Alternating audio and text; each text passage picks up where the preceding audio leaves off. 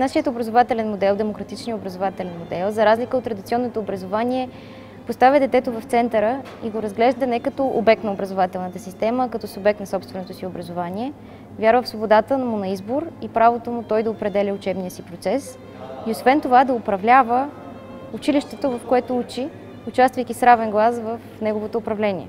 Демократичният образователен модел е подходящ за родители, които вярват в детето си. Вярват в това, че той е равноправна личност и че е компетентно да взима решение относно собствения си живот. Родители, които вярват в самодисциплината, а не дисциплината на детето и които го уважават достатъчно, за да му дадат право на избор. Демократичният образователен модел учи децата на това как да бъдат щастливи. Не им налива определено количество знания в главата, не ги оценява, не ги сравнява. Единственото, което демократичният образователен модел им дава, е вярата в тях и способността те, управлявайки собствения си учебен процес и собствения си живот, откакто са малки, когато пораснат, да имат механизмите да познават себе си, да познават собствените си потребности и нужди, собствените си интереси и да ги следват. И това всъщност е основата на това да бъдеш щастлив, да чуваш себе си и да следваш собствения си интерес и стремеж.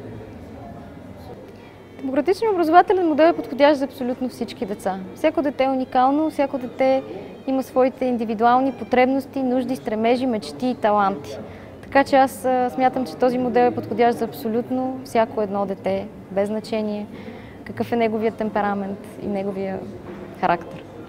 Това, което лично на мен ме развълнува и ме вдъхнови най-много в демократичния образователен модел, е, че той би дал на децата това, което на нас ни е липсвало. Това усещане за свобода и за право на избор и за това, че всеки човек има способността да създава тази реалност, от която той има нужда. Че живота не е тежък, живота е красив, щастието е навсякъде и ние можем да бъдем щастливи и свободни, просто ако го поискаме. Децата, които растат в демократичния образователен модел, отрастват с това усещане. И за мен това е най-ценното. Това чувство за щастие и щастие със себе си и със света около тебе.